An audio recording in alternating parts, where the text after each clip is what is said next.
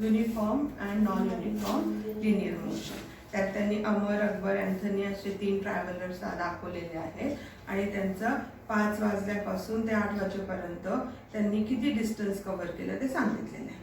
5 वाजता सगळ्यांनी 0-0 म्हणजे तिथून ते सुरू झाले 5 वाजता. मग 5:30ला ते तो अमर जो आहे तो 20 किलोमीटर गेला, अकबर 18 किलोमीटर गेला आणि अँथनी 14 किलोमीटर गेला. ठीक आहे. नंतर 6 वाजता म्हणजे पुढच्या अर्ध्या तासात त्यांनी काय केलं, अमर जो आहे तो 40 किलोमीटर पर्यंत पोहोचला. म्हणजे त्याने हाफ एन आवर मध्ये किती डिस्टन्स कव्हर केलंय, 20 किलोमीटर कव्हर केलंय. हा दुसरा जो आहे अकबर त्याने किती कव्हर केलेला आहे, 18 कव्हर केले. आणि तिसरा जो आहे त्याने किती कव्हर केलेले, 14 कव्हर केले. मग आता हे प्रत्येक याच्यामध्ये प्रत्येक अर्ध्या तासामध्ये ते बरोबर सेम डिस्टन्स कव्हर करतायत. ठीक आहे. नंतर 6:30 पर्यंत पुन्हा 20, इकडे पण पुन्हा 18, इकडे पुन्हा 14 असं झालेलं. नाही, इकडे कमी झालं वाटतं. अकबरने 36 आणि 40 कितीचा डिफरन्स आहे, 6चाच. 36 to 42. ठीक आहे. 36 + 4 4 आणि 2 6च झाले. म्हणजे याने पहिल्या हाफ एन आवर मध्ये 18 किलोमीटर प्रवास केला आणि दुसऱ्या हाफ एन आवर मध्ये 6 किलोमीटर प्रवास केला. आणि हा जो आहे तिसरा अँथनी 28 to 42 किती किलोमीटर झाले, 16 किलोमीटर झाले. म्हणजे याने पहिल्या हाफ एन आवर मध्ये 14 किलोमीटर केला आणि दुसऱ्या हाफ एन आवर मध्ये 16 किलोमीटर केला. ठीक आहे. म्हणजे हे काय झालंय, या दोघांचं पण प्रत्येक हाफ एन आवर मध्ये डिस्टन्स वेगवेगळं आहे. पण हा अमर जो आहे तो काय करतोय, सेम डिस्टन्सने जातोय. मग याला म्हणायचं युनिफॉर्म मोशन. आणि या दोघांचं जे आहे ते नॉन युनिफॉर्म मोशन आहे. म्हणजे आता त्याच्यात त्यांनी डेफिनेशन दिली आहे, if an object covers unequal distances in equal time intervals it is said to be moving with non uniform speed. जर त्याची स्पीड, त्याचा जो डिस्टन्स आहे ते वेगवेगळं असेल तर त्याला काय म्हणायचं, नॉन युनिफॉर्म. आणि सेम असेल तर त्याला काय म्हणायचं, uniform. For example the motion of vehicle being driven throughout heavy traffic. आपण समजा आता गावात गेलो, खूप गर्दी आहे, तर आपल्याला काय करायला लागणार, सारखं सारखं गाडीला ब्रेक लावावं लागणार. म्हणजे पहिल्या 1 मिनिटात जर आपण 1 मीटर गेलो किंवा 30 मीटर गेलो तर दुसऱ्या 1 मिनिटात आपण 10 मीटर जाऊ शकतो किंवा त्याच्यापेक्षा कमी किंवा तिथेच उभं राहू शकतो, असं पण होऊ शकतं. म्हणजेच काय झालं की दर मिनिटाला आपली जी डिस्टन्स कव्हर करण्याची जी कॅपॅसिटी आहे ती बदलत राहणार आहे. आणि म्हणून मग त्याला आपण काय म्हणूया, non uniform motion, non uniform linear motion. आता लिनियर मोशन का बरं, कारण एका सरळ लाईनीत जात आहे म्हणून लिनियर मोशन. सर्क्युलर मध्ये आहे का, सर्क्युलर असतं तर सर्क्युलर मोशन झालं असतं. सरळ लाईनीत जात आहे म्हणून ते काय आहे, लिनियर मोशन आहे. लिनियर मोशन जर सरळ लाईनीत जात आहे आणि वेगवेगळ्या टाइम इंटरवल मध्ये ते वेगवेगळे डिस्टन्स कव्हर करते तर त्याला आपण काय म्हणायचं, नॉन युनिफॉर्म. आणि वेगवेगळ्या टाइम इंटरवल मध्ये सेम डिस्टन्स कव्हर करतात त्याला म्हणायचं युनिफॉर्म. मग युनिफॉर्म मोशनने कोण चालतं बरोबर. आपण कुठलीही गाडी समजा बघितली तर युनिफॉर्म मोशनने जेव्हापासून सुरू झाली तेव्हा आणि जेव्हापर्यंत संपली म्हणजे थांबली तोपर्यंत सगळं नेहमी युनिफॉर्म मोशन मध्ये कुठली गाडी जाईल का. जेव्हा आपण ब्रेक लावतो तेव्हा त्याचा स्पीड कमी होते, हळू कधी आपण स्पीड कमी करतो तो हळू चालते, कधी स्पीड फास्ट असं तर रस्त्यावर हायवेवरनं जाते तर स्पीड फास्ट होणार, समोर टोल नाका दिसला आपण स्पीड कमी करणार. म्हणजे दर मिनिटाला किंवा जो टाइम इंटरवल आपल्याला दिलेला आहे त्या टाइम इंटरवल मध्ये आपण सेम डिस्टन्स नाही कव्हर करणार. मग अशी कुठली गाडी आहे जी सेम इंटरवलने जाते, कुठलं व्हेकल घेऊया गाडीपेक्षा, कुठलं व्हेकल युनिफॉर्म मोशनने जात असेल, ट्रेन. ट्रेन, काही ट्रेन, सगळ्या ट्रेन नाही, काही ट्रेन 2 याच्यामध्ये 2 स्टेशनच्या मध्ये मे बी सेम अंतराने सेम इंटरवलने म्हणजे युनिफॉर्म मोशनने फिरत असणार आहे. पण तरी स्टार्ट करताना ती थोडी स्पीड घेणार, मग एक 15 मिनिटांनी ते युनिफॉर्म मोशन मध्ये जाणार, मे बी एक 20-25 मिनिटं ती युनिफॉर्म मोशन मध्ये जाणार. आणि पण जसं स्टेशन जवळ आलं तसं पुन्हा त्याची स्पीड कमी होत जाते. एरोप्लेन एक आहे जो मात्र एकसारख्या स्पीडने जाऊ शकतो, युनिफॉर्म स्पीडने जाऊ शकतो. कारण त्याला मध्ये कुठे थांबायचं नसतं. 2 तासाची त्याची जर्नी असेल तर तो एक युनिफॉर्म स्पीडने जाऊ शकतो. फक्त टेक ऑफ होताना आणि लँड होताना त्याची स्पीड वेगळी राहणार आहे. ठीक आहे. मग आता इथे त्यांनी 2 डेफिनेशन दिलेले आहेत, नॉन युनिफॉर्म मोशन आणि युनिफॉर्म मोशन. त्या दोन्ही तुम्हाला लिहून काढायचे आहेत आणि याचा डिफरन्स पण लिहून काढायचा आहे. तर आपण म्हटलं की आपण सगळे डिफरन्स वगैरे नंतर लिहूया.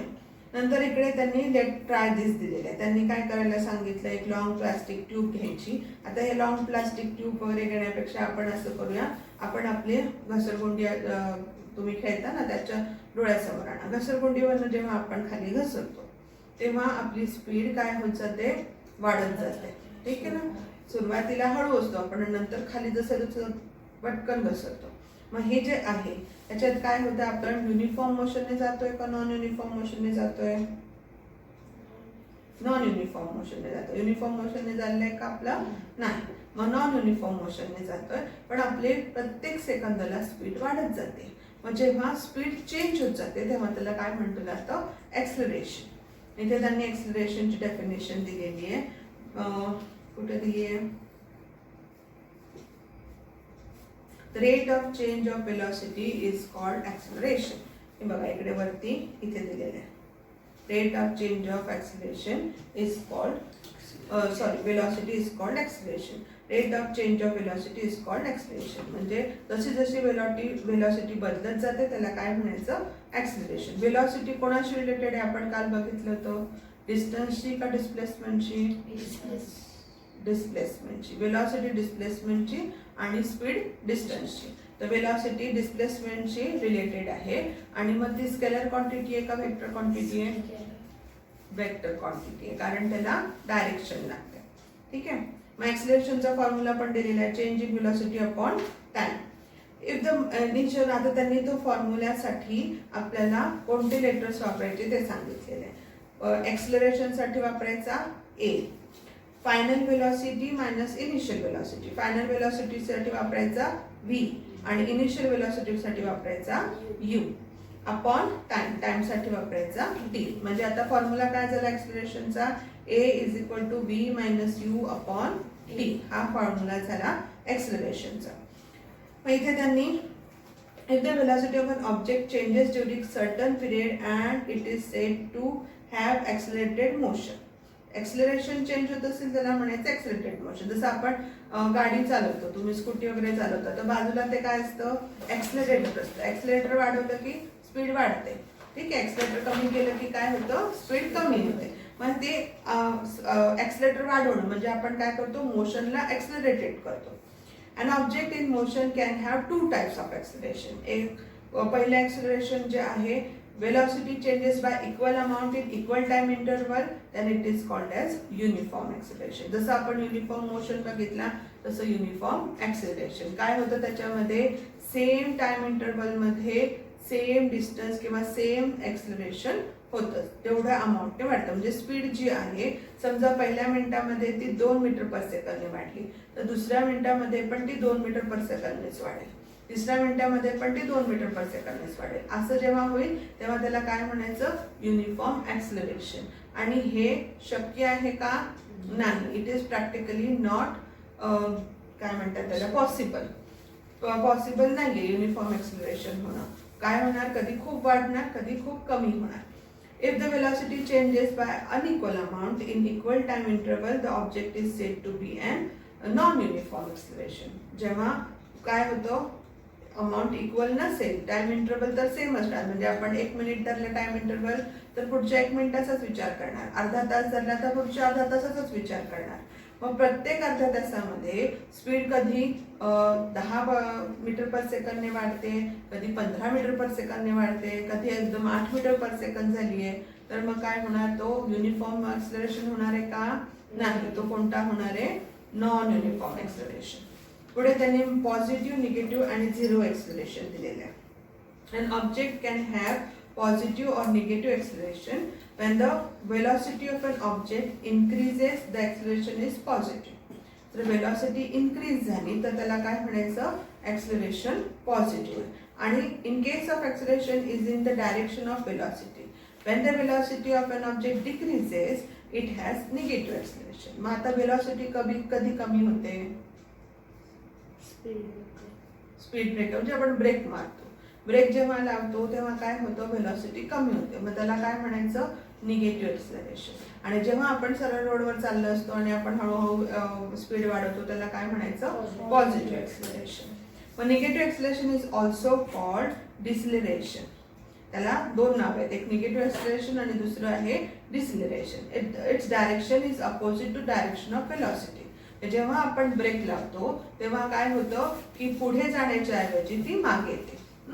म्हणजे त्याच्यात काय होतं? डायरेक्शन तिचं चेंज होतं.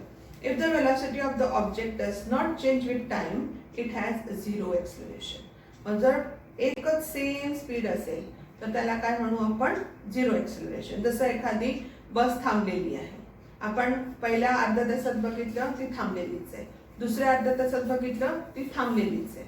मग तिथे काय झालं? Zero acceleration. कारण तिची स्पीड वाढलीच नाही, थांबलेलीच आहे, म्हणजे झिरो स्पीड आहे तिची.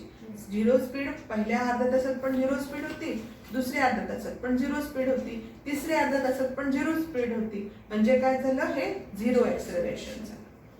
मग आता पुढे त्यांनी डिस्टन्स टाइम ग्राफ दिलेला आहे. याच्यामध्ये आपल्याला इकडे ग्राफ प्लॉट करायचा आहे. बघा इथे त्यांनी इकडे आपल्याला हे नंबर्स दिलेले आहेत, 10, 20, 30, 40 हे इथे लिहून दाखवलेले आहेत. आणि हा 15, 30 वगैरे जे आहे ते इथे घेतलेले आहेत. ठीक आहे. डिस्टन्स मग 15, 30, 45 आहे, तिथे इथे कोणती स्केल घेतली? 20, 40, 60, 80, 100, 120, 140 असं घेतलं. म्हणजे आता आपल्याला 15 प्लॉट करायचा म्हणजे काय करावं लागणार आहे? हा जो ही मधली लाईन दिसते इथे प्लॉट करावं लागणार. हे बघा इथे. आता तुम्ही खाली नका बघू, तुमच्या ज्यात काही काढलेलं नाहीये ना, माझ्या ज्यात तुम्हाला दाखवते मी. ह्या इथे तुम्ही 15 प्लॉट केला. ठीक आहे. आता 20 वर किती सांगितले? 30. मग हे 20. मग 40 आणि 20च्या मध्ये जी लाईन आहे तिथे आपण करणार 30. असंच आता पुढचं करत जायचं. बघा मी इथे प्लॉट केलेले आहेत पॉईंट. असेच सगळे पॉईंट जेव्हा मी प्लॉट करत गेले तेव्हा ते एका स्ट्रेट लाईन मध्ये आलेले आहेत. म्हणजे जेव्हा युनिफॉर्म ऍक्सिलरेशन असतं तेव्हा लाईन कशी येणार किंवा ग्राफ कसा येणार? स्ट्रेट लाईन ग्राफ येणार. ठीक आहे. जेव्हा पण युनिफॉर्म ऍक्सिलरेशन असतं तेव्हा स्ट्रेट लाईन ग्राफ येतो. युनिफॉर्म व्हेलॉसिटी असला, आपण इथे युनिफॉर्म मोशन बघितला. युनिफॉर्म मोशनचं कॅरेक्टरिस्टिक काय आहे? Straight line graph. मग समजा uniform motion non uniform motion असेल तर काय येणार आहे? असं कर्व्स येणार. वाढतंय कमी होतंय, वाढतंय कमी होतंय असं कर्व येणार. कधी कधी एकदम वाढणार आणि एकदम कमी होणार असं पण होणार. पण इथे कर्व्स येतात. आता इकडे पुढे दिलेलं आहे, an object in uniform motion covers equal distance and equal time intervals. Thus the graph between distance and time is straight line. ठीक है. The distance time graph above, what does the slope of the straight line indicate? It indicate same acceleration किंवा uniform acceleration. आता इकडे distance time graph of non uniform motion म्हटले. आता तुम्हाला सांगितलं मी की नॉन युनिफॉर्म मोशनचा ग्राफ कसा असणार आहे? वर खाली असणार आहे, कर्व मध्ये असणार आहे. तर तुम्ही इकडे हा टाकून बघायचा. जसं आपण इथे काढून दिलं होतं तुम्हाला, इथे तुम्हाला स्वतःला काढायचं.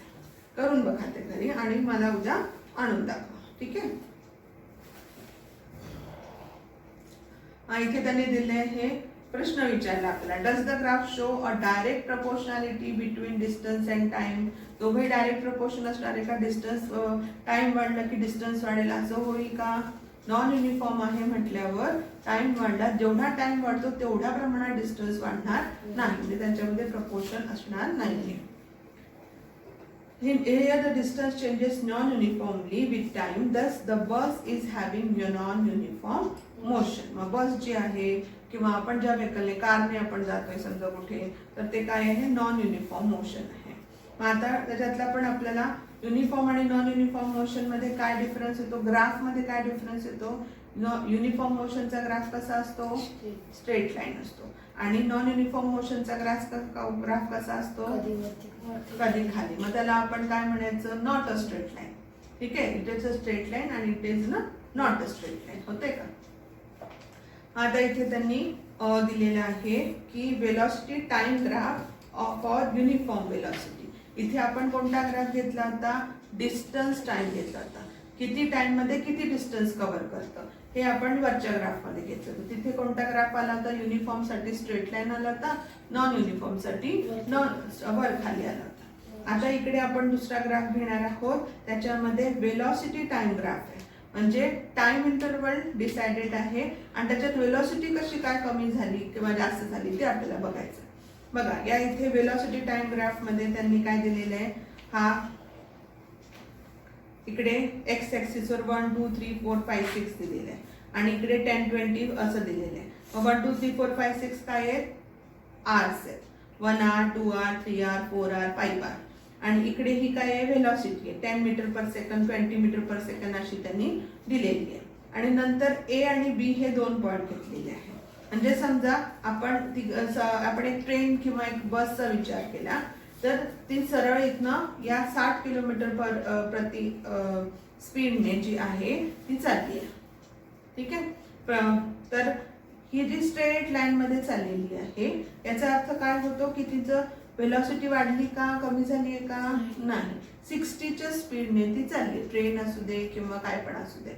मग आपण हे 2 पॉइंट कन्सिडर केले ए बी.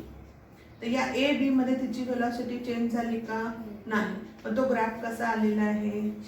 स्ट्रेट लाईन आलेला आहे. ठीक आहे. म्हणजे वेलॉसिटी जर चेंज नाही झाली म्हणजे युनिफॉर्म वेलॉसिटी असली तर ग्राफ कसा आहे? तो स्ट्रेट लाईन असतो. ठीक आहे. मग इथे त्यांनी velocity time graph for uniform acceleration दिलेलं आहे. तेच आपल्याला पुन्हा इकडे करून पाहायला सांगितलेले. आता त्याच्यात त्यांनी थोडंसं इथे ए आणि बी जे पॉइंट आहेत बघा इकडे तुम्हाला या स्ट्रेट लाईनवर हा ए आणि हा बी पॉइंट घेतलेला आहे दिसतोय. या ए आणि बी पॉइंट मध्ये ही एई आणि बीई. इथे तुम्हाला हा राईट अँगल ट्रायंगल दिसतोय ना आणि इकडे हा असा एक क्वाड्रिलॅटरल दिसतोय बघा. मग आता ह्या दोघांचा आपल्याला काय काढायचंय? एरिया काढायचा. इथे त्यांनी तसे आपल्याला स्टेप्स दिलेले आहेत. पहिले आपण इकडचं वाचून घेऊया. The velocity time graph in figure 1.8 shows that velocity changes by equal amounts in equal time intervals. याच्यात स्ट्रेट लाईन असल्यामुळे काय आहे की इक्वल अमाऊंट इन इक्वल म्हणजे युनिफॉर्म आहे. Thus, this uniformly accelerated motion, how much does the velocity change every 5 minutes? प्रत्येक 5 मिनिटात ती वेलॉसिटी किती चेंज होते बघा. आता 8 नंतर 16 म्हणजे कितीने चेंज झाली आहे ती? 8 मीटर पर सेकंडने चेंज झाली आहे. ठीक आहे. प्रत्येक 5 मिनिटांनी ती 8 मीटर पर सेकंडने चेंज होती. For all uniformly accelerated motion the velocity time graph is straight line. हे आपल्याला माहितीच आहे. Non uniformly accelerated motion the velocity time graph may have any shape depending on how the acceleration changes with time. कोणताही shape असू शकतो तिला. आपण zigzag धरला होता. ठीक आहे. त्यांनी सांगितलं की कोणताही शेप असू शकतो. झिगझॅग असू शकतो. पहिले स्ट्रेट राहील मग पुन्हा वाढेल मग पुन्हा स्ट्रेट जाईल मग पुन्हा कमी होईल. म्हणजे असा तो क्वाड्रिलॅटरल किंवा असं हे पण फॉर्म करू शकतो. तो चौकोन पण फॉर्म करू शकतो. असं होऊ शकतं. कोणत्याही शेपमध्ये असू शकतो. From the graph in figure 1.8 we can determine distance covered by the car between 10 to 20 seconds. बघा इथे 10 to 20 सेकंड मध्ये आपल्याला ए आणि ई पॉइंट दिलेला आहे. याच्या ए आणि बी पॉइंट दिलेला आहे. याच्यामध्ये आपल्याला त्याच्यामध्ये युनिफॉर्म मोशन बघायचं आहे. मग the average velocity of the car is बघा इथे ए ला 16 होती आणि बी ला वेलॉसिटी होती 32. त्यांनी डॉटेड लाईनने दाखवले तुम्हाला. 16 प्लस 32 किती होतात ते? त्यांचं ॲडिशन केलं त्याला 2 ने डिवाइड केलं तर आन्सर आलं 24 मीटर पर सेकंड. मग आता multiply this by the time interval means 10 second. 10 second कुठून आणले? कारण आपण इथे 10 आणि 20च्या मध्ये घेते. 20 मायनस 10 घेतलं तर किती येते? 10 येतं. म्हणून मग इथे आपण केलेले त्याला 10 ने मल्टिप्लाय केलं तर 240 मीटर गेले. डिस्टन्स किती कव्हर केलं त्याने? 240 मीटर. म्हणजे आपल्याला जेव्हा स्ट्रेट लाईन ग्राफ माहिती असतो तेव्हा आपण कुठल्याही इंटरवलमध्ये किती किलोमीटर ती कार गेली किंवा व्हेकल गेले ते काढू शकतो. ठीक आहे. त्याच्यावरून त्याची स्पीड काढू शकतो. म्हणजे हे सगळं काम कोण करतंय? जसं ट्रेन आहे. ट्रेन जेव्हा रूटवर जाते तेव्हा ती किती तास लेट होणार, किती तास लवकर येऊ शकते किंवा अजून कोणत्या वेळेस ते येऊ शकते, हे सगळं जेव्हा कॅल्क्युलेशन करायचं असतं तेव्हा ते असं सगळं वापरतात. ठीक आहे, असं त्यांचं कॅल्क्युलेशन असतं. Check that similar to the example of the train, the distance covered is given by the quadrangle ABCD. आता हा quadrangle ABCD दिसलाय का तुम्हाला? हा A, हा B, हा C आणि हा D दिसतोय. ABCD हा quadrangle आहे. मग याच्यामध्ये एक AECD प्लस हो गया ते ठीक आहे जास्त ABE असे दोन ट्रायंगल हे घेतलेत त्यांनी. काय म्हणतात त्याला? क्वाड्रिलॅटरल आणि एक ट्रायंगल दिसलाय का? कुठला क्वाड्रिलॅटरल घेतला? AECD आणि ट्रायंगल ABE. हे दोन ट्रायंगल आणि क्वाड्रिलॅटरल ऍड केल्यावर क्वाड्रँगल तयार झाला. म्हणजे हा एक शेप तयार झाला, त्यांचा एरिया आपण काढलेला आहे. बस तितकं घेऊया, कारण पुढे आपल्याला equations of motion using graphical method आहे, तो पार्ट जरा जास्त कठीण आहे. आपण आज काय काय घेतलेलं आहे? पण युनिफॉर्म मोशन काल झालं होतं, सॉरी आजपासूनच घेतलं नाही का? Uniform motion, non uniform motion, मग uniform acceleration, non uniform acceleration, एवढं आपण आज घेतलंय. पॉझिटिव्ह, निगेटिव्ह आणि झिरो एक्सेलरेशन पण घेतलं. डिस्टन्स टाइम ग्राफ घेतला आणि वेलॉसिटी टाइम ग्राफ घेतला. एवढं आपण आज घेतलेलं आहे. ठीक आहे, त्याच्यातलं तुम्ही काय काय लिहून झालेलं आहे तुमचं? मागे स्पीड आणि velocity, effects of speed, direction